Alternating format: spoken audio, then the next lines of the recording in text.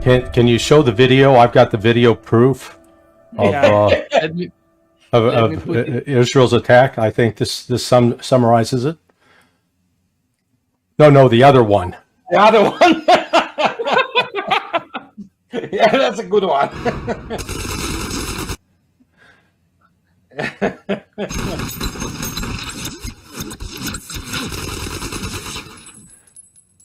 And it looks like they're using Uzis. Yeah, that's true. Yeah. Yeah, okay. So that summarizes it. Israel fired, announced with great fanfare, we've launched. And so, people start scrambling to the social media. And, there's people on rooftops in Tehran looking out. No fires, no explosions, no plumes of smoke. Oh, they did hear explosions. Those were the initial reports. And then they said, oh, that must have been Russian air defense going off, which it was, Russian and Iranian air defense. And then show the other video that just surfaced. And it sure looks like these are some Iranian air-launched ballistic missiles, cruise missile types, coming in. This is in another part of, described, I think, as eastern Iran. And you can say, here comes a missile. Whoops, there goes a missile. Here comes some more. They're going, oh, gone. So what happened? Israel's arrogant enough that it thought its missiles would penetrate Iranian airspace. And if these initial reports are true, and I put the caveat if, but it certainly appears that Russia helped Iran prepare for this, that the Russian air defense systems work spectacularly, that the Iranian air defense system work, and it looks like they shot down all, if not most, of the Iranian missiles. We've not seen any of the social media. Israeli missiles. The Israeli missiles. All these I countries are confusing me, but I think if that turns out to be the fact, I bet Russia's going to put its hand around Iran's shoulder and say, "Okay, big guy, you defeated the Israelis. You don't need to strike back. You've shown them in the last 25 days you can penetrate them anytime you want, and you've just shown them that they can't touch you." So if this could be a good news moment. Larry correctly stated, if what we see and looks like nothing penetrated in Tehran, I mean, simply nothing exploded, everything was intercepted, evidently. It's Russia's ISAR, intelligence, surveillance, and recon. They had the early warning. And right now, it's just basically primarily PR, ballet. They try to kind of arrange things that next morning to say, "Ooh, we had like 100, aircraft, among them F-35s," and think, "Okay, sure, yeah, whatever." And there will be brainwashed people, especially among Christian Zionists in United States. Yeah, 100 planes. Yeah, 2,000-kilometer attack. Sure. Yeah, cutting edge F-35. Yes. Absolutely. So yeah, it's PR BS. We'll have to wait and see post-battle assessment. Whatever penetrated, they probably got some leakers. But we don't know what they had. We know that Iran has its own pretty capable air defense systems, and then there is Russia, and so there we go.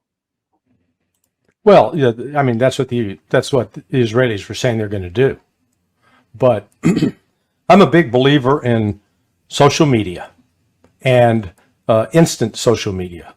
So Israelis have cell phones; they take videos. Iranians have cell phones.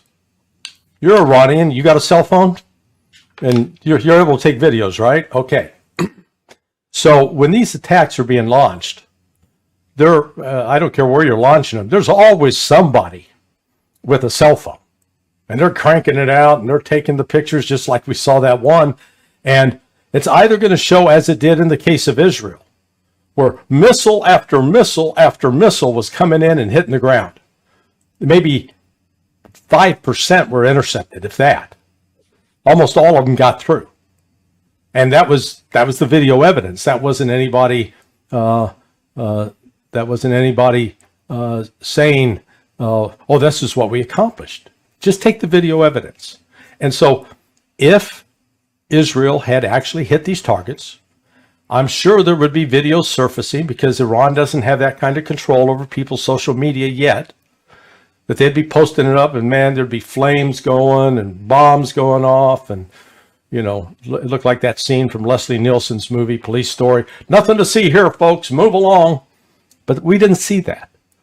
So whatever Israel's intent was, I think their generals are sitting back, and I think the boys in the Pentagon too are going, oh, Jesus Christ.